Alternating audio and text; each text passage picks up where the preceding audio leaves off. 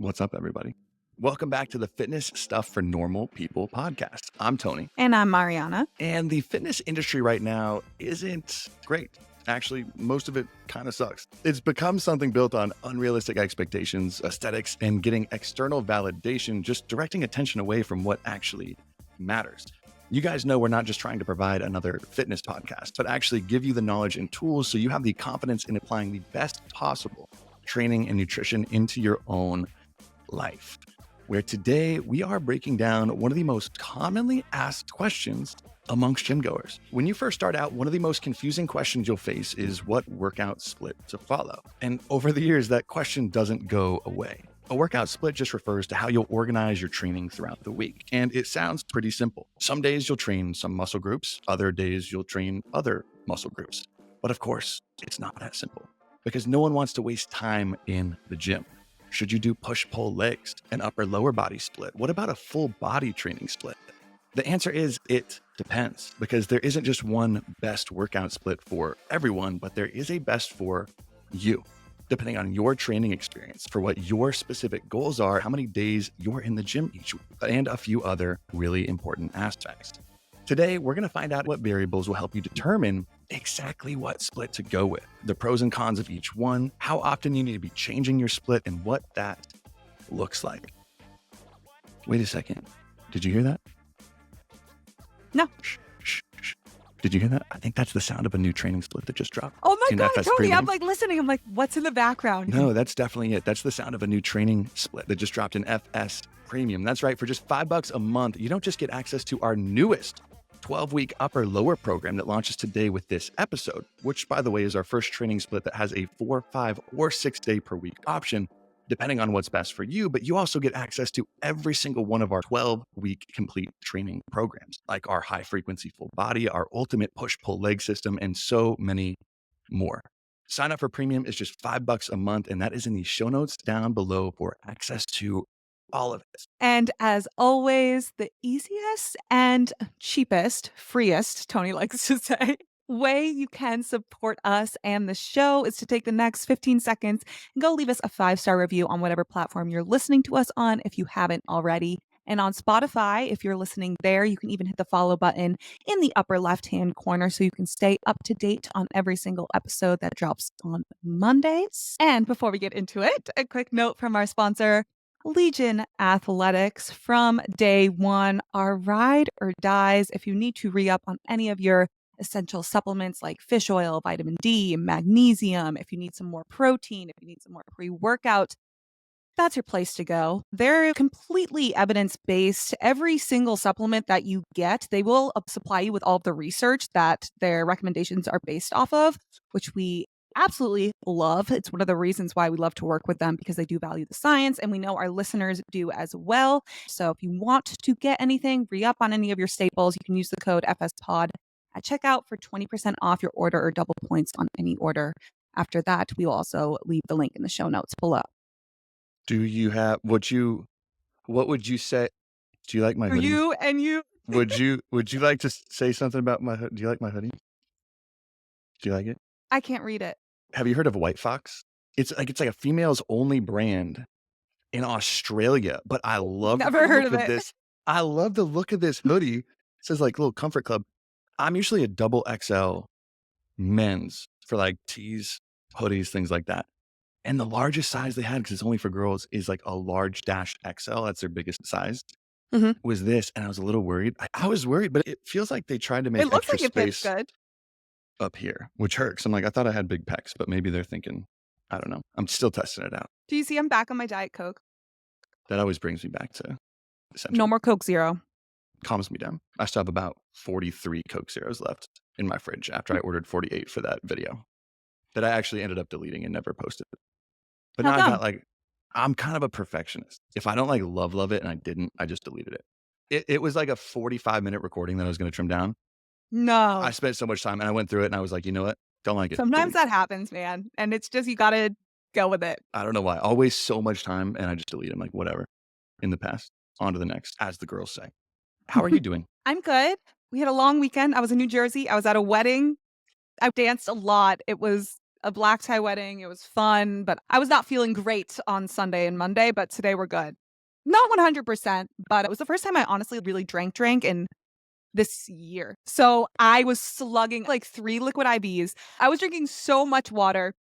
I didn't nothing I was nothing helped. I was still really hungover. So But you had some fun, I'm hoping.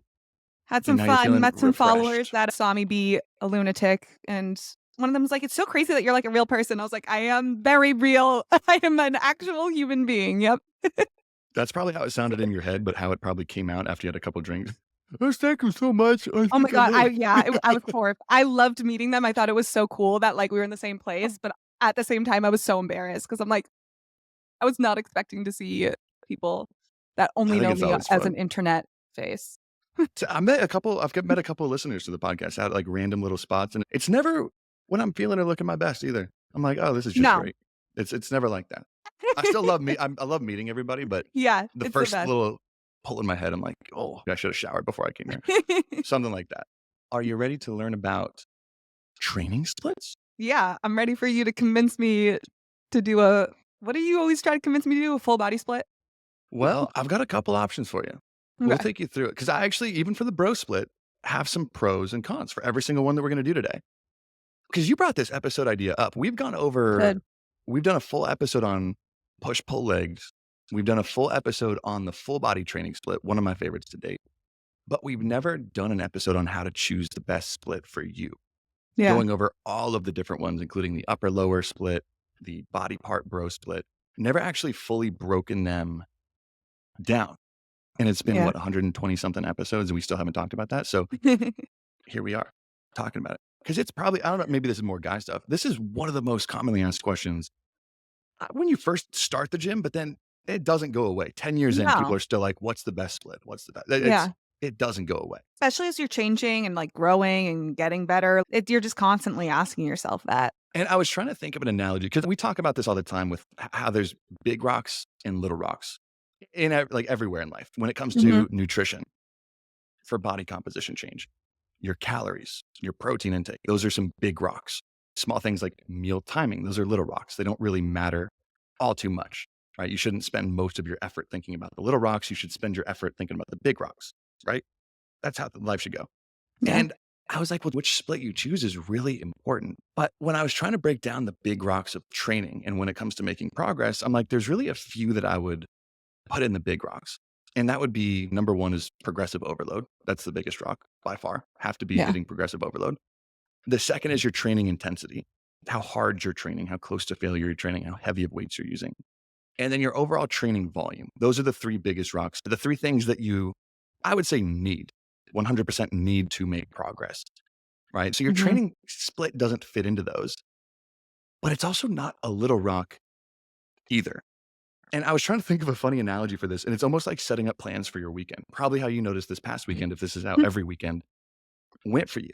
Like for me, at least, the big rocks in my weekend, I want to have a little bit of fun and I want to relax. So I feel recharged going into Monday. If not, if I'm not relaxed, if I didn't have fun, the next week's not going to be a great week Oh, for me. yeah. Would Mhm. those be your two big rocks too?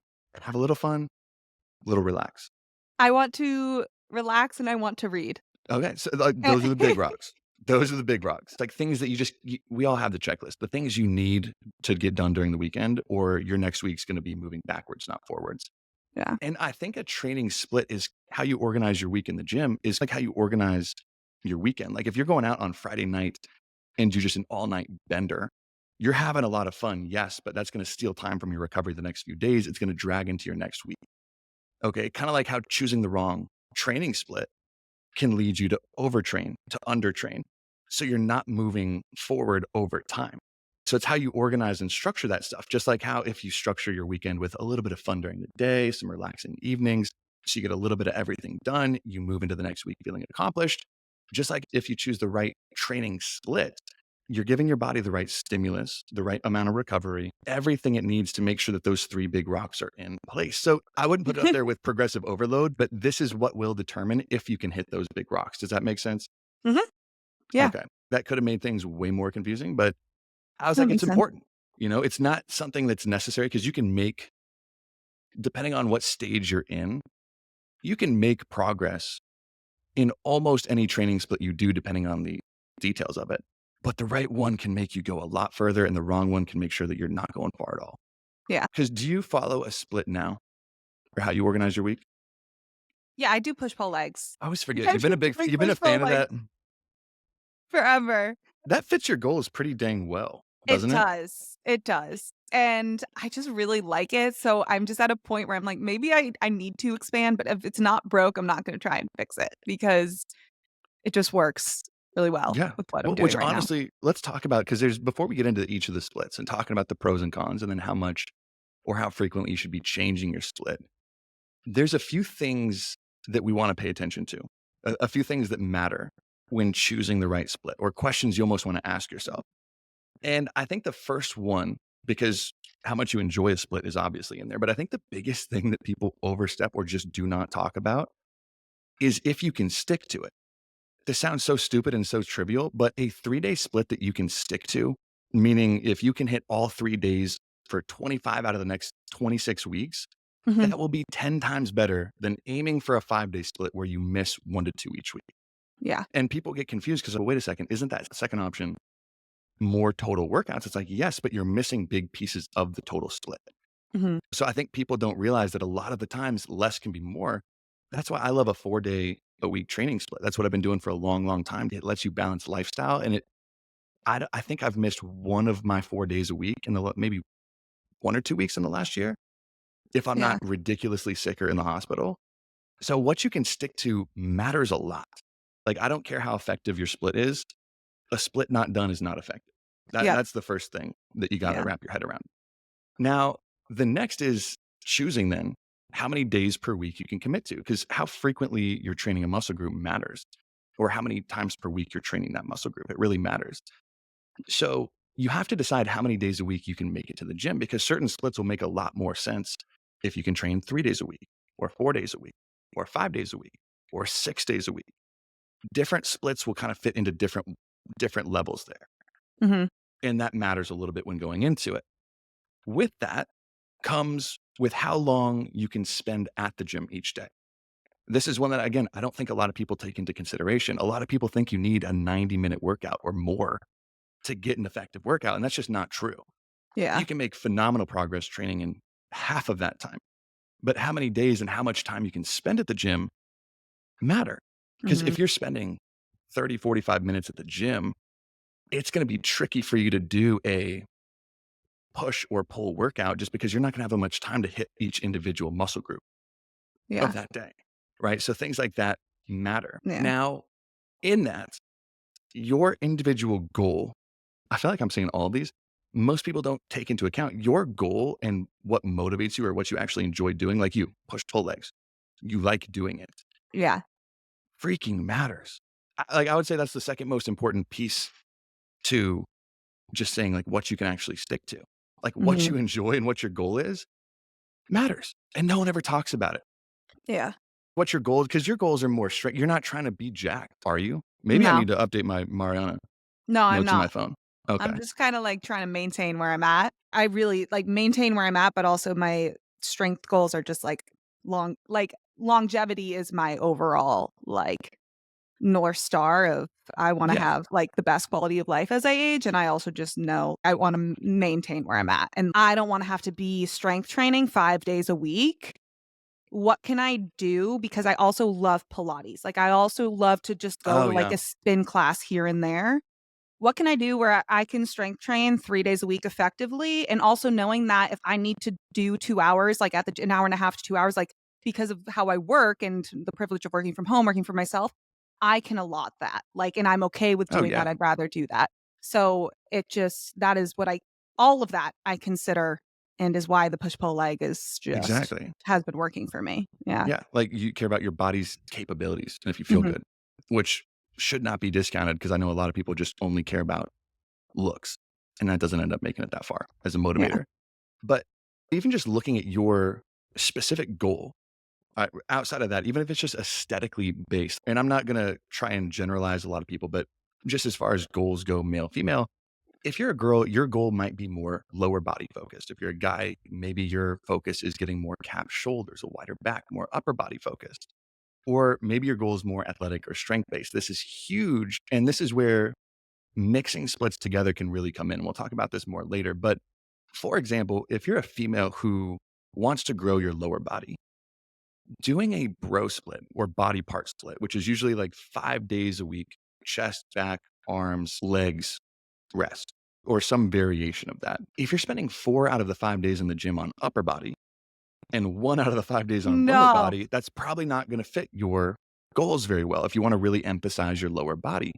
Same thing for guys. If you're doing 3 lower body workouts a week, but you want to emphasize your upper body, allotting a little bit more time and emphasis to your upper or any specific body part. If you want to focus on your delts or your glutes or your back, you can emphasize those differently in different splits that we'll talk about. So all that really matters. But honestly, something that I put so much stress on with clients, and I think you just hit the nail on the head with what you do, what you enjoy doing, I guarantee you will give more effort into, you'll be more consistent with, you will push harder with, all of those things ending up with you getting more progress. Mhm. Instead of if you did something like, what would be your least favorite split? Probably the bro split, if I had to guess. Oh, definitely the bro split. But then, I mean, I feel like that's a lot of people's I'd say next to the bros because I feel like a lot of people wouldn't like a bro split, right? There's And most people know, but there are some that, yeah, like I'll go over some certain pros of bro. There's not going to be a ton, but like, so, like honestly, bros enjoy it. Like you get a sick pump on your arms, you feel good. It might not be the most optimal for progress, but you like it. Like how many days can you just pump up your arms and you yeah, walk out just feeling like a noodle? yeah. And the last piece that matters or question you want to think about when choosing your split or how we're going to determine what splits make sense for the most people is how long you've been training for. This is a big one, or your training experience, how many years you've been training for. We've all heard of newbie gains, or if you haven't, newbie gains is just referring to that first year of real weight training you do, where your body is almost hyper responsive to the new stimulus that you're giving it from all this weight training. So it's making progress insanely fast. And in that first year, you can make progress essentially on any split you choose. Any split you do, as long as you're consistent with it and you're moving forward in weights, your body will change. You will build Mhm, muscle, you will get stronger. But every year after that, your potential essentially gets cut in half when it comes to how much muscle you can build, how much strength you can build. And it just gets diminishing. And it takes a lot more strategy the more and the longer and longer you live. It takes a little bit more strategy. And that's where how you organize your week comes in, right? mhm, Like you could do a bro split 4 out of the 5 days doing upper body, and you can make tremendous progress in that first year of lifting. After that, you'll probably bottom out and start to plateau when it comes to size. But in that first year, you can make some big time gains when it comes to the bro split. So if you're just starting out, it could be a fun one to try out. I don't think it's setting yourself up well for the future, but that's one setting where it makes sense. yeah. The longer you go through, and we'll talk about that as we go through. So now we're going to go through each of the four splits that we mentioned. We're going to go over the bro or body part split, the pros and cons, the push pull legs, the full body, then the upper and lower. And we'll talk about how you can mix or sync these together as well, because it's not like you have to follow these rules like a prison. For example, you could do something crazy where if you really care about your arms or you want to add some size on your arms, you could do a full body training split 3 to 4 days a week and have a fifth day be just arms or just glutes or whatever muscle group you want to focus. So that would be a mix of the bro split and a full body split. You can mix all of these together. So it just kind of makes sense on how many days you're working with. And we'll go into all that later. But let's start with everyone's favorite, the bro split, the body part split. It's affectionately known as the bro split, mostly because it's associated with fellow bros, people in bodybuilding magazines, typical bros on social media. I would say this is probably the most well-known split too. Would you think so? Everyone's heard of like, oh, a chest day, a back day. Like if you ask even Yeah, people outside of the gym, this would be the most recognizable. yeah. Yeah. Even if people don't know it's called the bro split, Oh like, yeah. so They many might not people know that do part. it. Yeah. Yeah. They might not know it's called the bro split, but that's usually what we're referring to. Now, briefly, what it is, if you're unfamiliar, is as the name suggests, the split has you working on each major muscle group or body part on a separate day of the week. So what that would look like, for an example, is Monday is chest day. Tuesday is back day. Wednesday is shoulders. Thursday is arms and abs. Friday is legs. Saturday and Sunday is rest. One day a week dedicated to that muscle group, allowing it into the ground. Now, Generally, body part splits are high volume. And whenever we're talking about high volume, we're talking about it in the essence of how many total sets you are doing on a muscle group in a workout or in a week. That's what we're referring to when we're talking about training volume. Now, in this particular split, every single day, you are putting a ton of volume on that one muscle because you're only training it one day. So for the entire hour, hour 15, hour and a half you're there, you are pounding that muscle group into the ground until it's swollen, sore, and just pumped up. You can barely lift it. For a while, this was like the standard, right? Like this, Yeah. This was the bodybuilding standard and still is a little bit, it's still honestly. I feel like every dude, I almost want to do a poll under this podcast. If you're a dude, we might do this. Is if this is the first split you ever started doing. 100% this is me. I mean, on how I would gauge a successful chest day is if I could do more than 2 push-ups after my workout, I did not go hard enough. I would be doing 5 or 6 different exercises, 3 or 4 different sets on each one, supersets, drop sets, everything just on my pecs. you know I'm what I'm like, if I just can't putting do a push-up, it's not hard enough. I I'm just putting together now too, a lot of HIIT classes are structured off of, like, your body part. Again, it's not Mm. I mean, a HIIT body it's not gonna be as effective as a strength base, but, like, Barry's boot camp was always either arms and abs or chest and tris or, like, bis and tris, like, always labeled by the body part that you were Oh, working. yeah, Now that I think of it. Yeah, they are. It's easy to, I think, wrap your mind for around. sure. We'll go over the pros and cons first, and then I'll tell you, I think, why, at least my thoughts on why this is still relevant in some of the bodybuilding community. Because a lot of people will look up and say, well, if these guys are the best at what they're doing, shouldn't we be doing something similar to them? And there's a reason for that. I want to go over at least what I'm thinking here, because it's usually some part of the body part split, but there's pros to this. There's pros and cons to everything we do. Now, the pros are, although there might not be many from an optimal split point of view, like I was saying earlier, it might be more fun to hit for someone. You'll get a super nice pump, which feels phenomenal. We know how Arnold feels about the pump. Do you remember how Arnold feels about the pump? It was like a scripture, it was poetry about getting a Oh, pump. no, that wasn't the poetry aspect. Arnold compares it to having an orgasm, but just one that you keep Oh, I didn't doing. know that. I Yeah, didn't know. that's Arnold. But the poetry piece, I forgot that was a good one from Pumping Iron. That was good. But like we said before, having fun in your split where you're putting more effort into it is an important aspect of your training. So, especially in the first few years of your lifting, I hate saying journey, it just sounds so cheesy. But in the first few years while you're lifting, if you thoroughly enjoy a bro split or some part of that, you can make some pretty good progress for the first year, maybe up to 2, depending on how you break that up later on. It also gives an emphasis on upper body muscle groups. So this could be a pro depending on who you're talking to, right? 4 days devoted to upper body, 1 day to lower body. Now, this always confused me just thinking about not obviously when I was going through it when I was 18 years old and loving it, 4 days a week just doing upper body. But later I'm like, if they're breaking up the bis, the tris, the shoulders, like all the different muscles in your arms into different days, why are you not breaking up your legs into different days? Like, why don't you have a quad day or a glute? You know what I'm saying? Yeah, That never made sense, but I guess that's probably why it's called the bro split is just yeah. who's doing it. But this does make it good for some Hamstring guys. day. Sorry. Just what are you getting today, guys? Just hamstrings. Hamstrings. Gonna plow those suckers to the ground. All right. But that could make sense if you're a guy who really does want to emphasize your upper body. You might have a naturally bigger lower body, so you just don't really care about growing it that much, or you just don't like it and you're not lifting for aesthetic purposes. So there are some pros in where that can make sense. Now, the cons, we'll try not to make the list too long, but there's cons from like an optimal split point of view. The biggest one is that research suggests that rates of muscle protein synthesis, or the process where your body uses protein to build new muscle.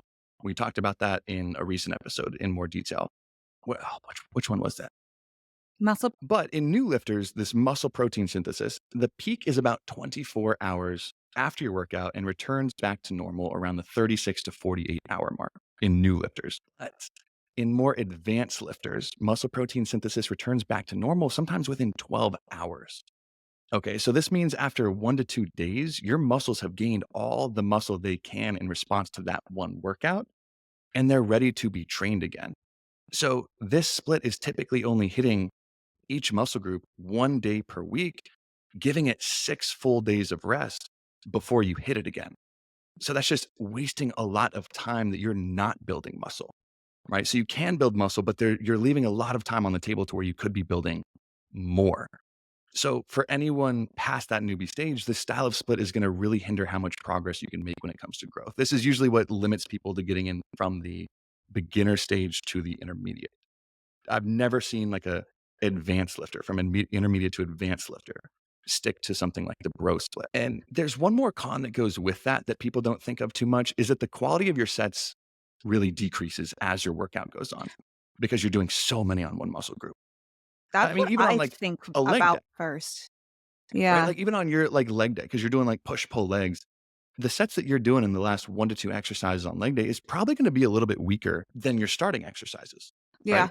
And that's Yeah. even like talking about the legs, which is an entire half of your body. But if you're doing chest day, for example, if you're starting with a few sets of heavy chest press and then maybe some flies, and then you're going into the pec deck and then you're going into dumbbell press, I guarantee that you're going to lift half, maybe 60, 70% of the weight that you could be lifting if you had started the day with that. So the quality of the sets that you're doing is going lower and lower and lower, where the last 2 to 3 exercises will just be so much lighter than they normally could because you're so burnt out from everything that came before that. That's a major, major con, Yeah. right? So to wrap up the bro split part before moving on, like the only people that this really makes sense for are those new to the gym.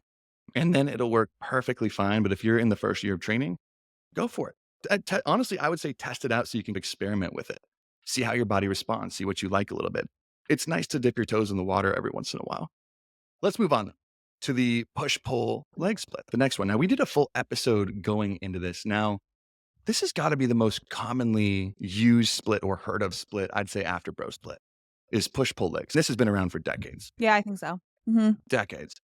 Now, I really like the idea, and there's a lot of strong pros for it, but there are some takeaways. This one really depends on your goals. Now, the push pull leg split or PPL is what people usually refer to it as, is essentially where you have 3 main days of focus, where one of the days is push days or push day, where you train all the muscles involved in a movement. It's more movement based. So all of your pushing muscles in the upper body, like the pecs, the delts, the triceps, everything involved in a big push, like in the bench press, what muscles are you using? You're going to focus all of those muscles on this one day. A pull day, you train all the muscles, usually involving the upper body with anything that you pull, like all of your back muscles and your biceps. And then on leg day, you train all of your leg muscles, right? Glutes, hamstrings, quads, calves. The reason organizing your training into a PPL split can be so useful, especially when it comes to strength, is that muscles generally work in pairs. For example, when you're doing a barbell bench press, that is a chest dominant exercise, but there's no way you're getting that weight up without your triceps, without your delts or your shoulders as a secondary muscle group that's used in that movement. Most exercises, you're using more than just one muscle. In a row or a chin up, you're using your biceps as a secondary, but your lats or parts of your back as a primary mover. So muscles, they work in pairs most of the time. And that's why it's more of like a strength based goal. Because Yeah. typically the big 3 compound lifts, the bench press, the deadlifts, the squats, fit pretty neatly into each day of the week, where bench press would be on push day, deadlifts on pull day, squats on leg day. Some people I know don't put deadlifts on pull day because they do say it's upper body only and deadlifts does involve the little legs. But deadlifts are also, if you want some back thickness, there's not a lot of things that are better than deadlifts for you. But in that case, the standard PPL split can look like this, where I'd like to hear even your split, where it's like usually push, rest day, pull, rest day, leg, rest day on the weekends. Do you separate it with that? Or I like this too, because you could even go 3 days in a row Mhm. and be fully recovered. Yeah. Do you play that around with how your schedule's I looking that I week, just Ace? sit around with what I'm feeling. For the most part, though, I'll do the every other. So, like, Monday, Wednesday, Friday, I know I'm strength training. Tuesday, Thursday, I do Pilates. It's just, like, easy for me to remember. Depends. But that's one of the pros that we'll get into with that, right? Is like you can stack them because each day doesn't interfere with the rest. Like most of your pushing muscles are not going to be used on any pulling movement, right? Mhm. Like a pull up, a chin up, a lat pull down, a row. You're not using your chest, at least the front or side of your delts or your triceps at all, which is nice. So it's really good for recovery. I've seen people run this 6 days per week as well, but it's really hard to balance enough recovery with that. Where Yeah. you might go like Monday push, Tuesday pull, Wednesday legs, Thursday rest, and then do push pull legs on Friday, Saturday, Sunday again. That's a tough one to keep recovery on pace for the most part. And I've also seen people run it on like a 4-day rotation instead of 7, where who cares about what day of the week it is? Today I'm doing push, tomorrow pull, the next day legs, the following day rest. The big problem I see with that is the consistency aspect, where most people's schedule, you can find some sort of consistency, like Saturdays and Sundays are usually more variable than Monday through Friday, right? If things come up, like a wedding, it's Mhm. probably going to come up on a Saturday, Sunday. Not like you have weddings every Saturday, Sunday, but when things come up, they're usually on the weekend. So that can stick with people because if they are this week hitting legs on Saturday, but they got to be out of town, they miss a day. So Mhm. that's one that I can see biting people in the butt when it comes to like a consistency standpoint. If they're Yeah. trying to do like the 4-day rotation and trying to get like 2 at least in a week. So Yeah. there's pros and cons to this, like every single one. Now, the first pro is that there is a synergy between movements. So you can spend a whole day focusing on training the muscles of the back and working through any cues that you use to feel your lats, your traps, your rhomboids, your rear delts better, which is nice because there's that synergy. It gives you time to focus on that. The second is that this is also really helpful for strength specific goals, more so over hypertrophy or if you're trying to make a muscle bigger in a sort. You still will, but this is usually a little bit better for strength since you're working more of a movement based pattern. You're getting a lot of that neurological practice Mhm. in firing each muscle group multiple times that day. Now, it's also usually good for those who need a little bit longer recovery. We talked about this a while ago in our recovery episode with everyone having their unique recovery profile based on how they're sleeping, how they're moving through the day, how much protein they're getting, what their diet looks like. A lot of things build up your recovery profile to really determine how many days you can hit a muscle group in a week to where if your recovery is on point, like you're sleeping 8 hours like a baby, your diet is on point, your active recovery is on point, you can handle a lot more in the gym than someone who has lesser of all those things. And that's Mhm. something to take into account. So, usually, if you're someone who needs a little bit more rest or has a worse recovery profile, this can be super helpful because you're training 3 days per week. You're getting plenty of rest in between. But this also leads us into the cons. The first con is that this split is usually used for 3 days per week, since most people don't make the best progress training 6 days per week. And because of that, just like we were talking about in the bro split, you are only hitting each muscle group once per week. So this could be pro or a con, but a con if your goal is to get bigger in size in the gym. You can get stronger to a point, but it's going to be hard getting bigger doing the push pull leg only 3 days per week. And you would need to add something on top of that. Like you're saying, if you added a fourth or fifth day on a muscle group that you wanted to grow. And the second con is similar, I guess, in the aspect of the quality of sets throughout your workout. So similar to that aspect of the bro split too.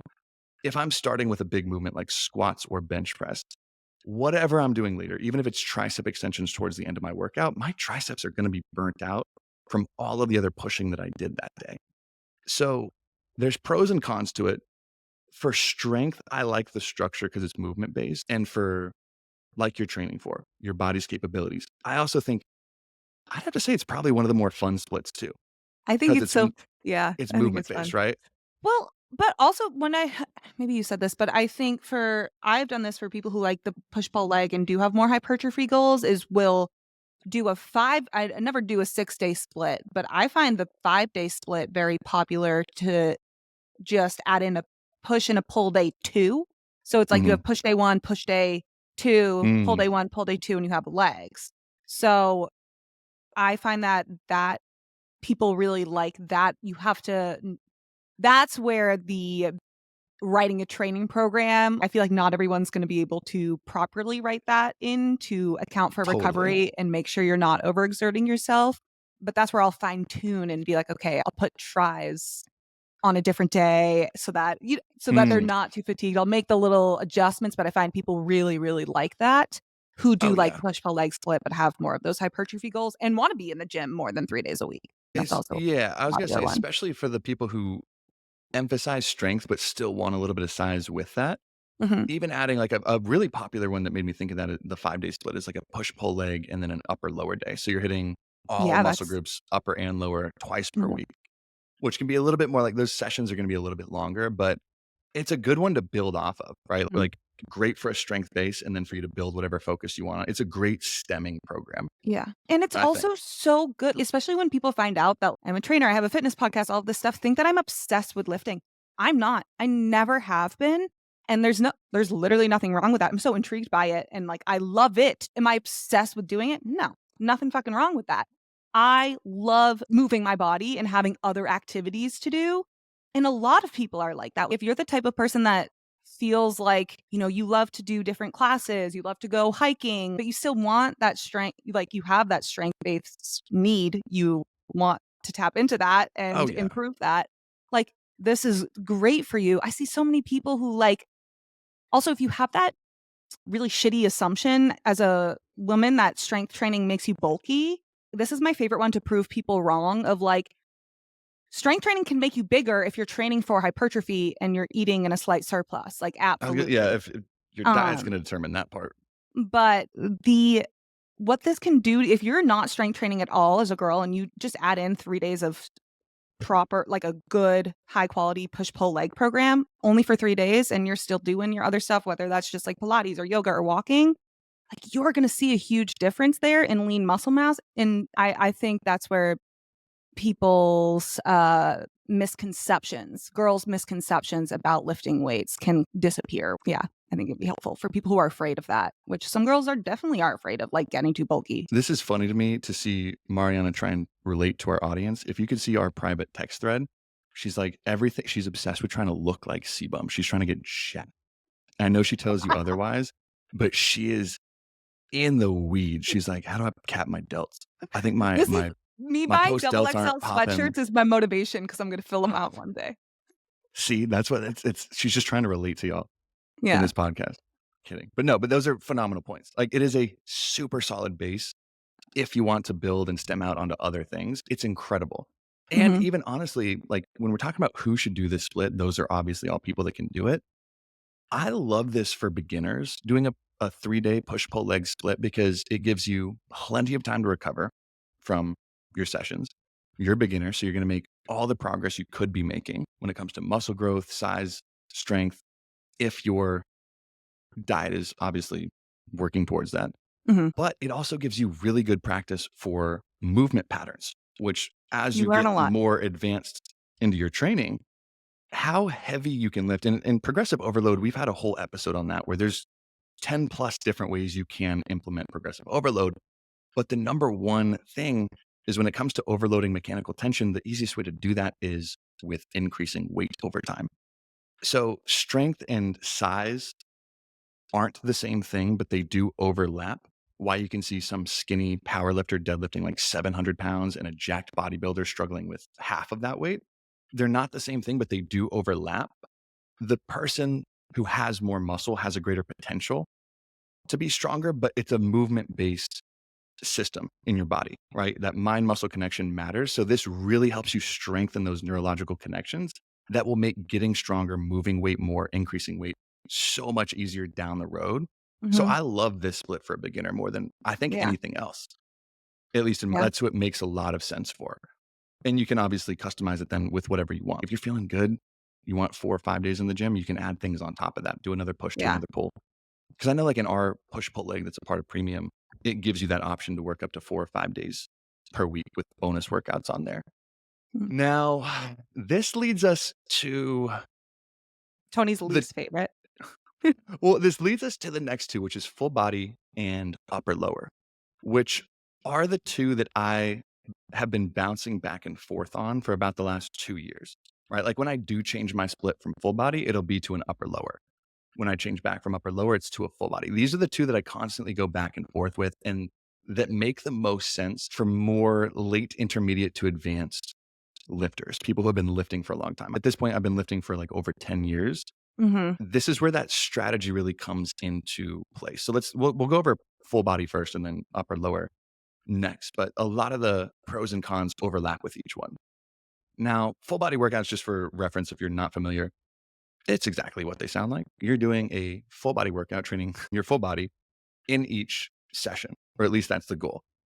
And when you tell most gym bros about this setup, if you would have when you told me about this setup 3 or 4 years ago, I would look at you like you have horns growing out of your head.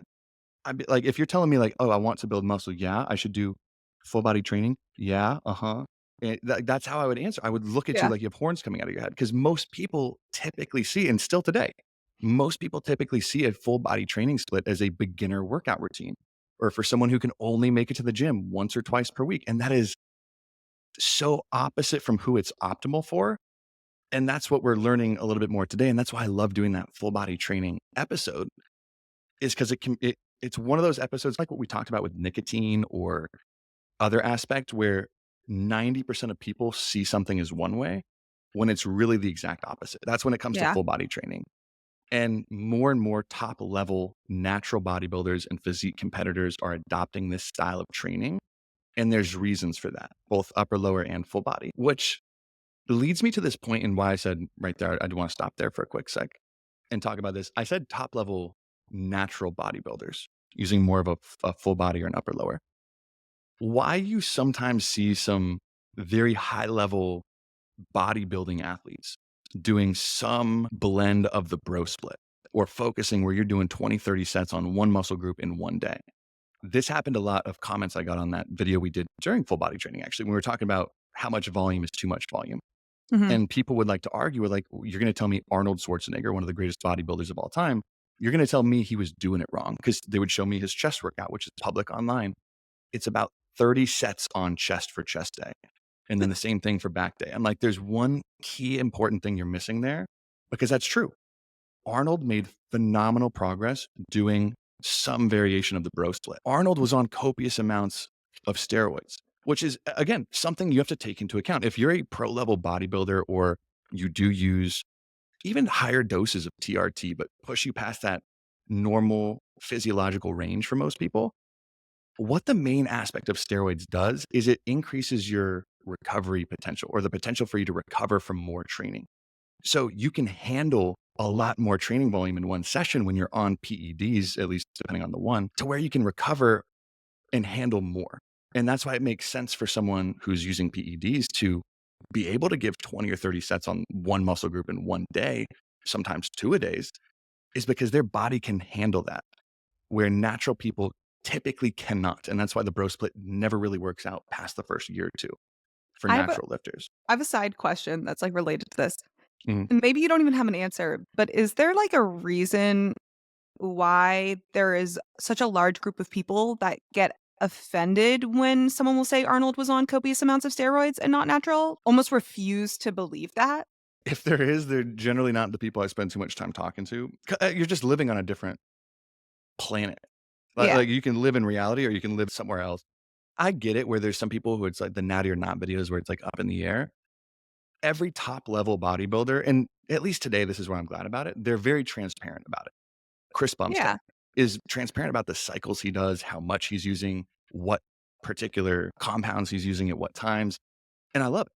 I think it's great because it gives people more realistic expectations. Where back in the day, no one really knew that bodybuilders were doing all these drugs. So they would do an Arnold chest day, 20, 30 sets on their chest and be like, why am I not getting bigger after the first 2 years? Again, I have nothing against using steroids, using PEDs, depending on why you're using them, if you're using them safely, the intent and context matters, but it's something to take into account. So that's why with full body and upper body, it does make sense for more natural lifters. Now, there's a few reasons. Let's get back on track for this one though. Sorry. That's a nice, I like that little side note though. But there's a few reasons why more and more natural top level bodybuilders and physique competitors are adopting this style. The first is mainly due to one very misunderstood concept that most people in the industry have had for decades, and a lot of people still hold today. I think was even taught when I was going through like NASM 10 years ago, for the most part, is the synopsis is that how you get bigger muscles is in the gym, you create micro tears or muscle damage. You're breaking down your muscle, you're creating little micro trauma, micro tears. You leave the gym, you eat protein, you eat a lot of food, and it fills those tears in. So you come back bigger and stronger for your next workout. That's muscle damage. And that was the main driver for muscle growth. And it's not true. That's a very old, outdated idea that's been disproven so many times. You're not growing because of micro tears. That happens. That really does happen. When you go in the gym, The more sets you do, the more volume you put on a muscle group, the closer you're training to failure, the more muscle damage you're causing. And it does have a little bit to do with muscle growth, but is not the main driver or even close to it. So the main reason why full body is starting to get adopted more is people are realizing that muscle damage isn't really that important when it comes to making progress. So this old idea that we thought of in the 80s, 90s, and early 2000s is starting to fall apart. But this is where like the bro split, I think, honestly came from, is thinking Yeah. that you have to cause as much damage to your muscle as possible in one day, doing 30 sets on your arms, doing 30 sets on your chest, just driving it into the ground. And then obviously you're going to need a lot of rest time because you're not going to lift up your arms for the next few days because of all the damage caused. But we now have a much better understanding that that isn't the main driver. And not just that, there's not just one, but three main drivers of muscle growth. Muscle breakdown is one of them, which is, again, specifically just referring to the micro tears in the muscle fibers resulting from lifting weights. This is also what is likely to cause muscle soreness, which is an important note that we're going to circle back to later, which is still fascinating to me that after all this science and all this research and all the decades of knowledge, we still don't 100% certainly know where muscle soreness comes from. I think that's so fascinating. We think it's because of micro tears, but we really don't know. Yeah, that one always I'm like, what do you mean we don't know? And sometimes I'll have moments where I'm like, "Wait, why the f" all of the logic behind why I'm sore is not that like, all of the possible explanation, I'm like, "No, that doesn't make sense." Like, that's not applicable here. I don't know. Yeah. Like If you think of it from like a mechanism standpoint, this is probably what is, but we can't say definitively muscle damages. But this is likely where muscle soreness comes from.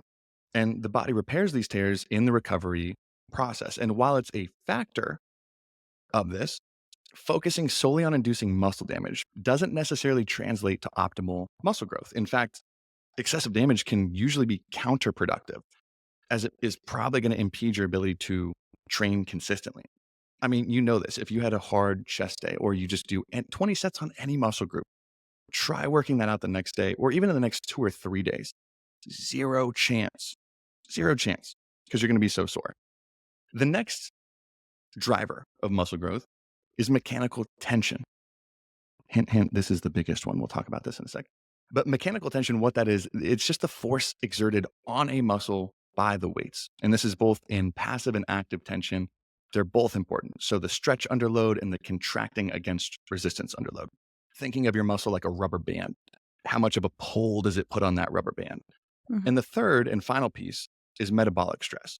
And I know we visited this in the glute Bible episode. I still love the name of that one. We visited metabolic stress because I thought it was a little more important when you're training for like a specific body part. But this is just a consequence of more anaerobic energy production during your weightlifting session.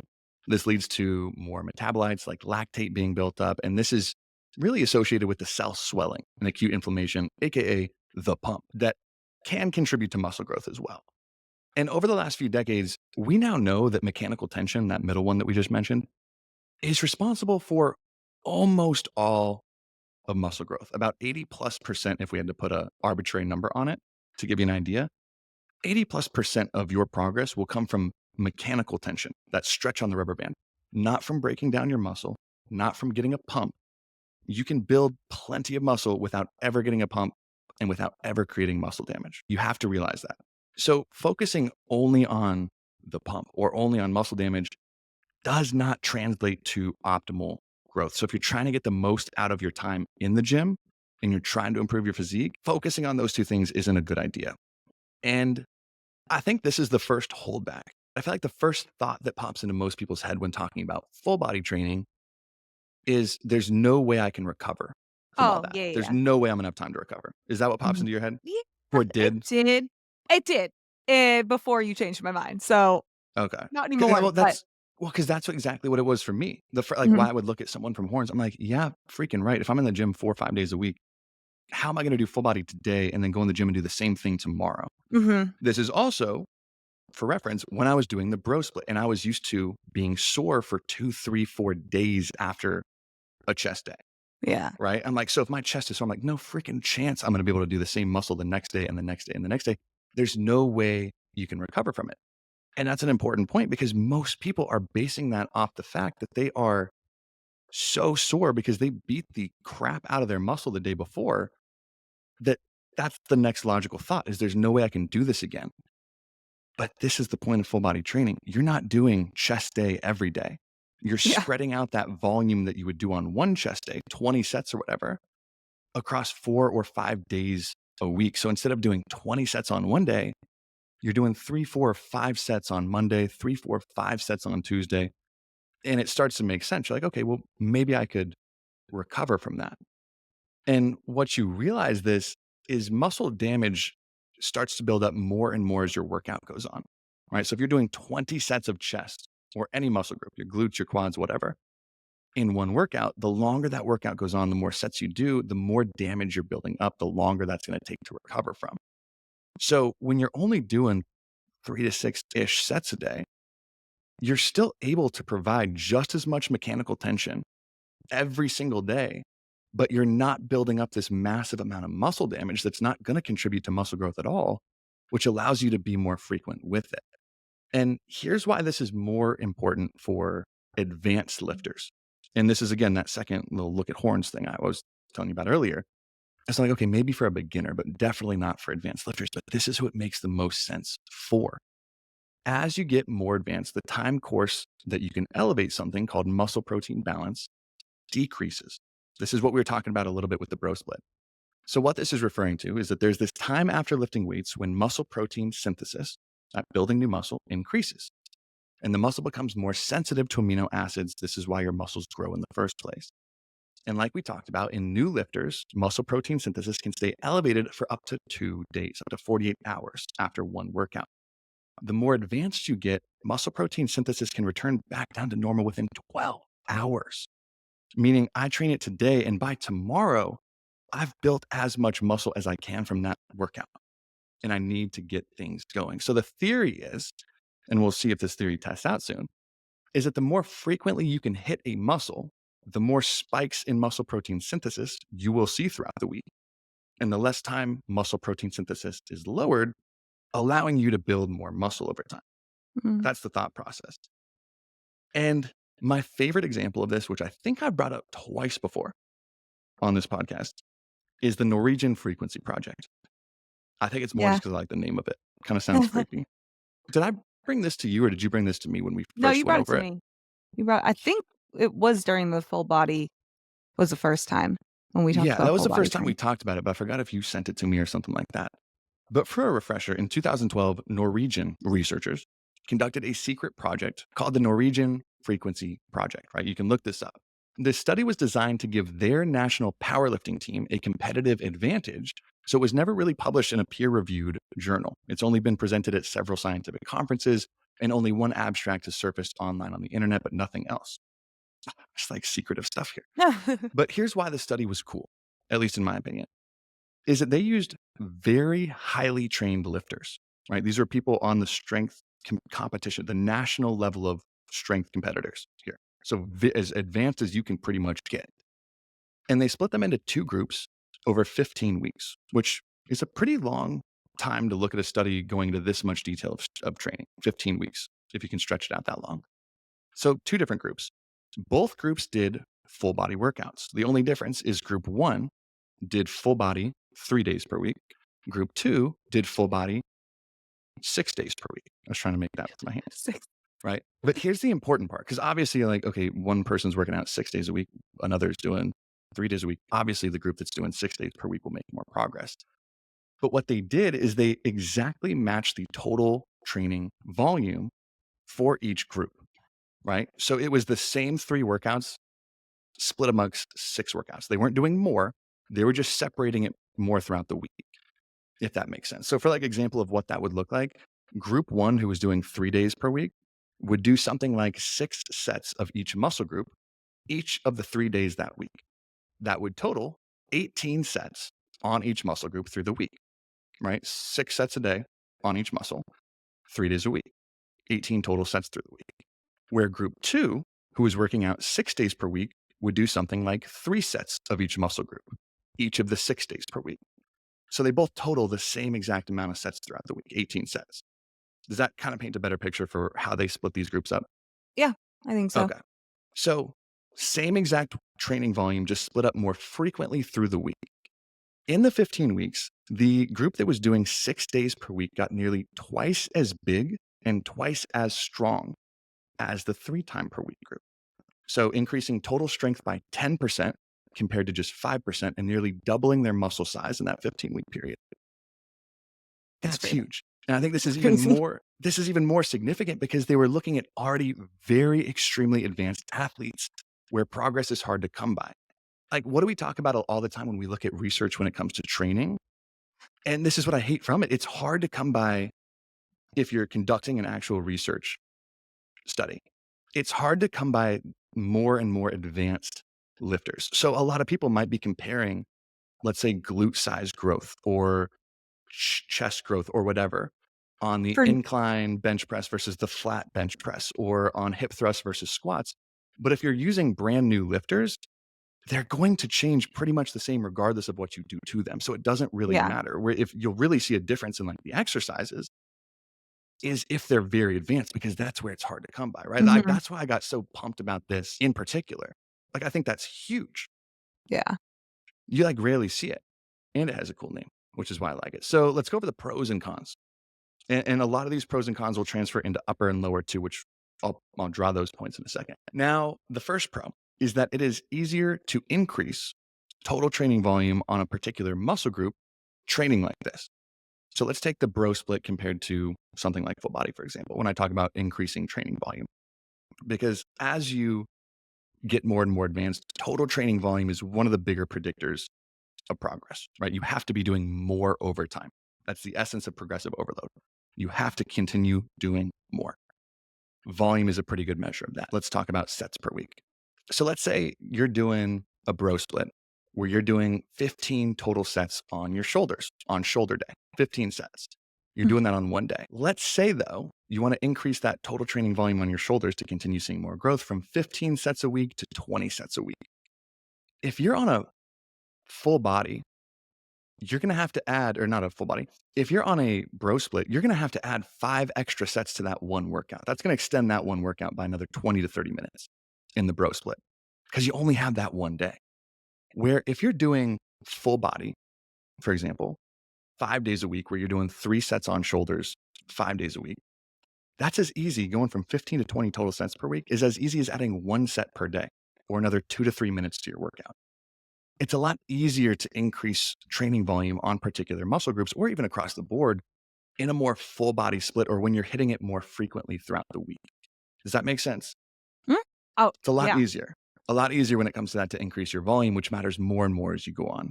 The second pro is my favorite. So you're not just getting more volume, but you're getting higher quality volume. What we talked about a lot of overlap in the bro split and the push pull leg, if your goal is to build any sort of muscle size, is that if you're only doing 3 to 6 sets on a muscle group per day, each muscle group is going to be fresh going into it, right? Mhm. Instead of fatigued and tired from the previous exercises. So on chest day, where the last 2 or 3 exercises, you're toast. So you got to drop the weight by half. You're not going to have that level of fatigue on your chest because you're only doing a few sets per day on it. Mhm. So I only got 3 sets of chest and then I'm going to back and then I'm going to shoulders and then I'm going to legs, right? So you're bouncing around. You're not just getting more volume, you're getting higher quality volume at that. And the third aspect, which is not nearly as big as the other two, but it comes down to that frequency aspect and it strengthens the neurological aspect of strength, which we've talked a lot about on the show, that mind muscle connection. I think people should more think of strength like any other skill, like playing the piano, riding a bike. The more you practice, the stronger those neurological connections get, the better you get at producing power there. Same thing with moves like the bench press, the deadlift, the squat, bigger multi joint movements.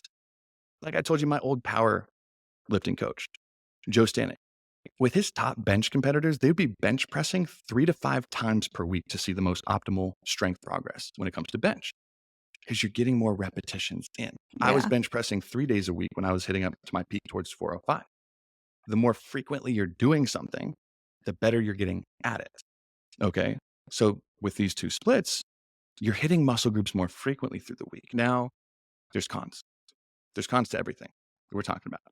Now, the biggest concern for people going into full body is the fear of overtraining, right? Overtraining, we've talked about a lot. It's a word that's thrown around a little bit too often, I think, but it's when essentially your training demands consistently exceed your body's ability to recover from them.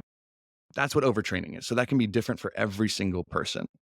But overtraining usually only happens from either too much volume or too much intensity, not necessarily how many days you're taking off between workouts. And that's where a lot of people, again, just kind of make those wrongful assumptions when jumping into something like this. And there's something called the repeated bout effect that we've talked about before, which we haven't talked about in a while. But this is where, after about your third week, your body adapts to that new stimulus and it learns how to recover quicker from training. So it's usually best, and this is what I'll say, like in our full body program, the first 1 to 2 weeks is ramping up your intensity, ramping up the weights. You're not just starting guns a blazing, Mm. setting PRs, taking everything to failure week one. That's when you'll see a little bit of overtraining. But you ramp up to it because of that repeated bout effect, and you'll usually recover better, not worse, than most other splits. And the only other con I would say on this one before we move into upper lower is the potential for overuse injuries. If you have joints that are prone to injuries, like bad shoulders, bad knees, things like that, because you're using that joint every single day instead of upper lower, you're using your knees once or twice a week, something like Mhm. that. But honestly, and this is with personal experience and countless people that I've taken through it, it's usually the opposite when it comes to overuse injuries because you realize you're not pounding that one joint into the ground every day. Like, I would Yeah. have such big shoulder flare-ups when I was doing a more push style or chest style split, and I didn't realize that it was because I was doing it so much on one day, so all the supporting muscle groups were fatigued, they were tired, putting a lot more tension on my rotator cuff, on Mhm. all the joints around my shoulder. So, I usually see the opposite, but there is potential for that to happen. It really is gonna depend on the person. Yeah.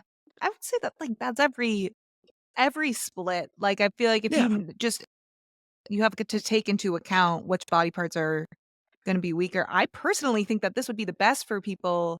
This is one of the reasons why I've been thinking about switching is because of my shoulder, and doing a little bit less multiple days per week would Mm. be so much more beneficial for me. But Yeah. It's worth trying out. You've had shoulder problems forever, yeah. forever. Yeah. Do you notice it flare up on big push days? Yeah. But that's also just because that's more so it's just so tight from the surgeries that I've had, like, Yeah. those everything is just always gonna be tighter there, so I already the muscles in my right shoulder, I have more tension because they are tighter, if that makes sense, Yeah. like a thicker Oh, almost like absolutely. a thick versus a thin rubber band. Obviously, they're not thicker, but they're tighter because of the surgeries that I've had. Like, so already that I have to account for that and do a little bit less and take that into account because there's already more tension because of how tight they Oh, are. That makes absolutely. sense? Absolutely makes sense. Exactly. So that's where, Yeah. again, and you could notice maybe full body makes it worse. A lot of Yeah. times it'll make it better, but that's where, again, you got to learn and understand for Gotta be yourself what's smart the about it. best split for you. If you have no problems and then during full body, you try it a few times and every time you ramp up, you start seeing knee pain or shoulder injuries. Obviously, check your recovery, check your form, but it might not work for you. That's a potential Yeah. con of it. Now, on to upper lower split, which I think is becoming more and more popular, but it's a dark horse as far as workout splits. The least often talked about I see. People talk about the bro split, they talk about push pull leg, they talk about full body. It's like upper lower is like, hey, we're still here at the table. I feel like this is the least talked about of the four that we're going over today. I think so too, just because of how, like, just referring to social media, like how you see fitness influencers take you through their workouts, they're always naming a Oh, specific body part or saying push day. Like, they're either saying a specific like, they could be doing an upper lower split, you might not know that, but they're gonna call out the name of a body part just for views and, like, click not that they're not working it out, it's just when people hear that, it's like, "Oh, I wanna know about my glutes, or I wanna know about bicep," you know what I mean? Versus oh, a just put it up for million percent. yeah. Absolutely. Absolutely. So this is usually the dark horse, but it makes a lot of sense. And here's why. Is because a lot of the pros and cons that we went over for full body and what we'll go over for upper lower, they kind of fill in for each other. Where some of the cons of full body get filled in by upper lower splits. Some of the cons of upper lower get filled in by full body. So this is why these are really great splits to shift back and forth between. And why we came out with an upper lower split finally is because we didn't have one really before this. We had an upper body focused, which was mainly an upper lower split, but this is our first dedicated 4 or 5 day, 4, 5, or 6 day option where you can focus either on lower or upper body muscle groups, which is cool. But a brief synopsis, if you haven't gotten by this point, each split, you can pretty much guess what the split's going to look like just based on the name. One day you're doing upper body, one day you're doing lower body muscle groups. So this is almost like if you took the push pull leg split and you combined the push and pull day to just one upper body day and you kept lower body day. That's essentially what the upper lower body split is. Hmm. Now, normally the upper lower split is used for gym goers that go 4 days per week. Two days upper body, 2 days lower body, which is how we set up ours. But usually this is where a good emphasis comes in, where if you want to emphasize your upper or lower body, that would be your 5th day. So you either do 3 lower body and 2 upper body or 3 upper body and 2 lower body. That's why this split's kind of cool. You can customize it a lot. Now, here's why I like this split for a lot of people. Think about it like this. If you do one hard set of bicep curls in one workout, that set generates a certain amount of muscle growth. If you do 2 hard sets, it'll generate about twice as much growth. But what if you did 10 sets, 20 sets? How about 30 sets in one workout? Would 30 sets cause you to grow 30 times more muscle than just one set? Or is there a cutoff point where progress stops moving forward, making essentially any sets past that point wasted sets?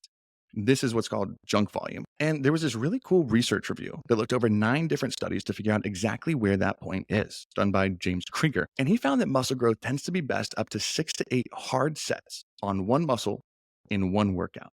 And anything past that point just starts to level out when it comes to progress, meaning anything past 6 to 8 sets on one muscle in a single workout probably isn't going to generate much more growth. So this would mean splits like the bro split or the body part split, where you have a chest day or an entire day for 15 to 20 sets dedicated to just one muscle group, would mean that you're wasting more than half the time you're working out. And a full body split or an upper lower split, like we're talking about, where you're doing only 6 to 8 hard sets per muscle group per workout, where you spread the volume throughout 3 to 4 days each week, would produce a lot more progress for most lifters. But when you're doing full body, you typically only have time for about 3 to 4 sets on one single muscle group per day. Where for upper lower, since you're splitting those up a little bit more, that's where you can get up to the 6 to 8 hard set mark to almost max out the daily progress you can make without racking up the muscle damage, if that makes sense. So this is where upper lower splits has a little more of a edge over full body in a sense, is you're really maxing out what you can get from one single workout instead of stopping just short. And this is where that kind of fills in for each one. And for most people, once you get past that point, that's where just the fatigue and the muscle damage starts to rack up and it starts to interfere with your training the next day. But when you're doing an upper lower split, which will work best mostly on a 4, 5, or 6 day per week schedule, that lets you train every other day. So you're not having to go back in the next day after an upper or lower workout and hit the same muscle groups. So if you are someone who takes a little bit more time to recover from these workouts, upper lower can be perfect because it's not overtraining any muscle group during a day. It's giving you a full day to recover, and then you're feeling fresh coming in the next day so you can still accumulate more volume, more high quality volume. And that's where this upper lower kind of has an edge on full body in some aspects. If that does that kind of make sense in where they supplement each other almost? Yeah, I definitely think so. Yeah. I think So that's that also a huge driver of why people pick this too. Ye absolutely. Yeah, is they can get more out of it, and it honestly the number one, I won't say gripe, but the number one thing that I've run into, that other people have run into, is there is some sort of motivation and excitement that comes from novelty. So doing full body, even though you're doing different workouts every single day, they can seem to blend together. I usually don't experience that. I have a lot of fun doing full body, but it can get seemingly repetitive to others. So having days where it's like, okay, I'm only focusing on legs today, and then I'm switching my focus to upper the next day. It helps a lot of people with motivation in an Mhm. aspect, right? Now, the only, I'd say, potential con to this style of workout is that they can be a little bit longer if you're trying to do that many sets per muscle group per day. For example, like a typical upper body day, you're going to have to train your chest, your back, your shoulders, your biceps, your triceps, all getting up to that point. That can stretch workouts out a little bit longer. So that could be the only one downside, but obviously there's ways to work around that, which we'll talk about. But That's kind of a breakdown of the four major splits. Now, the last piece that we wanted to talk about today is probably the question that comes up the next most after this one when talking about splits. And that's how often should you change what you're doing? Because Yeah. over your lifting career, your work schedule is going to change, your family responsibilities are going to get mixed up, your interest in specific styles of training are going to wax and wane. A lot of things will change as you go on. And like we talked about, those things matter when it comes to what split you're choosing, right? Yeah. So there's different times in your career where it's like full body might make total sense right now. Push pull legs might make total sense a year from now. Who Yeah. knows? But you're trying to make that decision right now and knowing when to change things. So knowing how and when to change things is important. But knowing how and knowing what's important is obviously the biggest key because now that you know what's important for each split, it'll give you a little bit more insight to choose what is right for you next. Mhm. But how frequent should that be? Is it every few weeks? Is it every few months? Is it even longer? And there's two main points where I think changing a split makes sense, like two main points in time. So I want you to first stop thinking of it like a X amount of time is how frequently you should change your splits. X amount of weeks, X amount of months, whatever. Make it more of an event based change rather than a time based change. So there's no one size fits all answer to this question, like every 4 weeks, every 12 weeks. You should only consider implementing change when I think you're recovering from your workouts well, when your sleep and nutrition are on point, but your progress has otherwise stopped or plateaued. So when you're doing all the right things, but you've hit a plateau, that could be one scenario where changing a split makes sense, I think.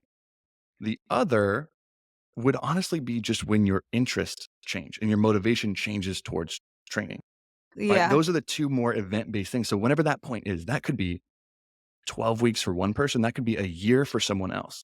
When I was doing my strength training with Joe, I was doing more or less the same split, just progressing different aspects of that split for 12 months Yeah. straight, 12 months Yeah. straight. And that's totally fine. I was making progress the entire time.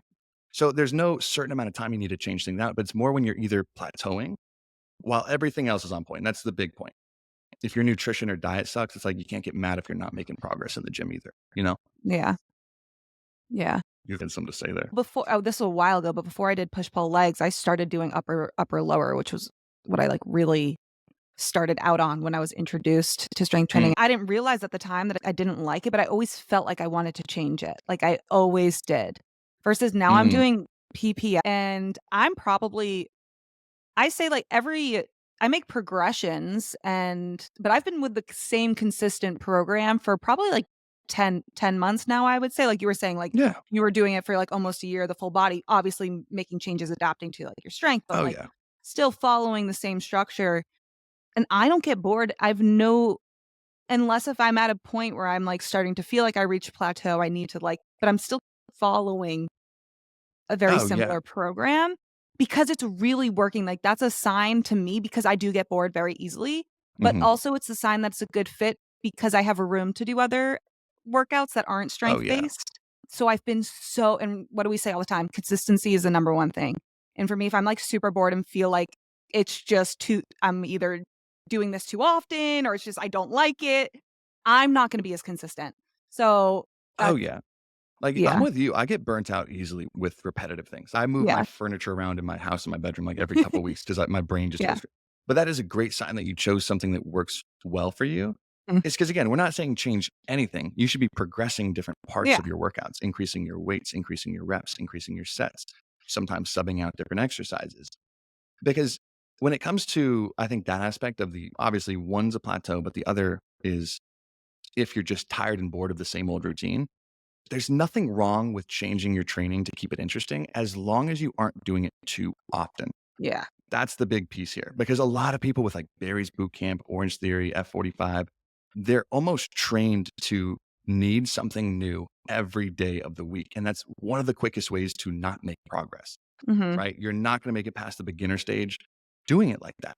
Again, if you're brand new, you'll make plenty of progress doing anything you want, but people get frustrated when they plateau after that beginner stage trying to go into intermediate when it comes to composition changes, strength changes, because they're changing what they're doing way too frequently, right? We've talked about this. You need a base to build off of. You need that frequent base, like your training structure. So There's no exact number for this or way to really tell when it comes to research. From what I've seen over the last 10 years, changing your split any more frequently than 12-ish weeks is generally not great for progress. Oh, yeah. 12-ish weeks is usually the minimum you want to stick to something because it's going to take you several weeks for you to really start getting stronger at a given exercise. And this might be completely foreign to some people and it might be old news for others. Like you're going to do the same exercises on every pull day, on every push day, on every upper body or full. You're going to repeat these exercises weekly, and that's how you get better at them. Or again, Mhm. like we talked about, that's how you get stronger. That's how you get better. If you're changing what exercises you're doing, what rep schemes, what weights, what sets, if everything's just random, your body's never going to get better at that thing. Mhm. And that's what I think most people miss when they're trying to change things too frequently. Yeah. That was like the main marketing for hit-based classes was what muscle confusion? Is that what it would call? You gotta confuse your muscles, and that's No. why they'll change. Yeah, do you remember that was a huge thing? You gotta confuse your muscles. Your muscles can think. No, that's terrible. No. Don't That's like, do "Oh, you wanna that. get better at riding a bike? Well, you should only bike once in a blue moon. You should also surf, and you should hike, and you should jump rope. Do all those other things way more than you're gonna ride the bike. That's how you're gonna Mhm. get better at riding the bike, not by riding the bike every day." And I'm curious to see how you think about it, like, what you think about this, but I will still like, if you are the person that you start a program, you pick one of our 12-week training programs, and you're maybe, like, 4 weeks into it, and you're like, "You know what? This is not I'm not, like, obsessed with this. I know it's effective, it's working, but I feel Mm, like I'm gonna get bored of it." I personally say you were my client and that was the case, like, I would find ways to make little adjustments, but I would want you to still see it through for the 12 weeks and then make the change. I would want you to go through the full program to really be able, because it's 12 weeks out of your whole training career, because then you can really nail down what really did not work for you while still seeing where you reaped benefits from it and, like, found successes, because it's more tools in your tool belt to understand what is going to be the best for you if you actually see it through versus like, "Oh, yeah, I did 4 weeks. I'm not gonna do it again." Again, I say that with, like, there's gonna be exceptions, but are that you for the most. talking about because I feel like I know what you're talking about. Are you talking about when people I feel like usually if it's like, "You know what? This is not working. I wanna change things up," after just 4 weeks, it's usually someone who hasn't been able to be consistent with that one thing Yeah. for 4 weeks. Is that usually when it pops up?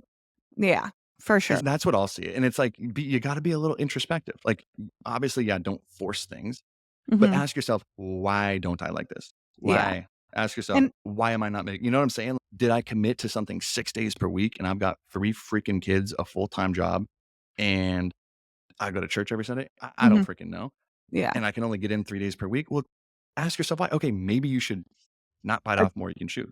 yeah, Break it down to yeah. 3 days, or something like that. You gotta Mhm. ask yourself why. Don't just change because Don't you completely don't know change the why. program. It's that camp for sure, and then also I find it with the people who are very it took a lot of pushing to get people to go out of their comfort zone, say they've been doing a bro split forever, really believe in it, finally get them to switch to, say, a full body or whatever. Oh, Also yeah. still very stuck in that, "This is not the best split. I know what the best split is, and I'm not," Like, their old still. ways, they're comforting Yeah, old ways. Yeah. yeah. Even though I will say, especially at that another reason why I love that full body episode when we came out with that full body high frequency program, but I think we'll see the same thing here.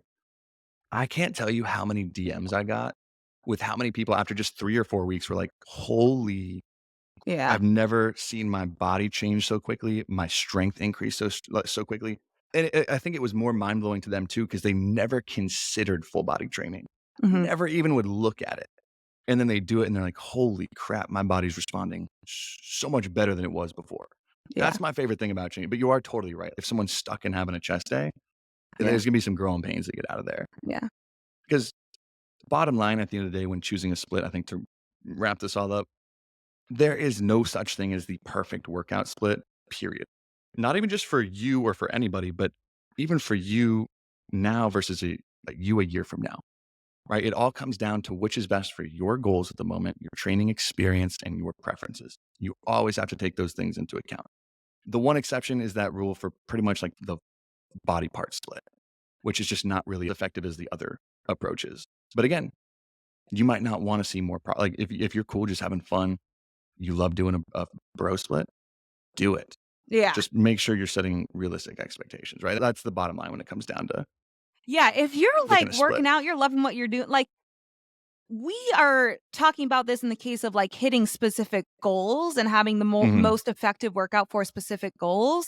If you're just loving your bro split and like you're cool with it and you're doing it safely, you're not obviously putting yourself at risk of injury, which some people can do. Like, don't let that like, st- don't let us burst your bubble because you're still working out at the end of the day. Yeah, just because It, someone else told you to be a free thinker, free will, yeah. which is going to bring us to the second half of our podcast today. We got an hour and a half left talking about the discussion of free will Oh my and if that God, don't exists. even start with me. Don't even start with uh, me. That is wait, so funny. I haven't had that wait. conversation in a while. I don't believe in it. Do you believe in it? Do I believe in oh my God, you sound like Jack. Do I believe in free will? I feel like I need a joint right now to have this conversation. Okay, actually though. I Uh, do and I don't. I mostly lean towards don't just because I feel like okay, but it's a I nuanced can't get answer. into that. But She gave a smart answer. Obviously, that's how it rolls. But that's what we got. Again, if you want to try any of those, I mean, we have a push pull leg, a full body, a glute program, and now an upper body 4, 5, or 6 day per week, 12-week training program. You get access to all of those for just $5 a month in premium. The sign up is in the show notes below. And again, that's kept tracked. You get your own Google Sheets workout tracker to track and ensure your strength is progressing. It auto calculates your 1 rep maxes, that you're making progress, everything you need. It's just $5 freaking. That's almost like anti-criminal. It's the opposite of criminal for just $5. But yeah, that's down in the show notes below. So premium. We'll talk to y'all this Friday, breaking down this upper lower split. Everybody else, we'll talk to you this Monday coming up. Have a productive weekend. Structure it out right. Split your weekend up right. Talk to y'all later.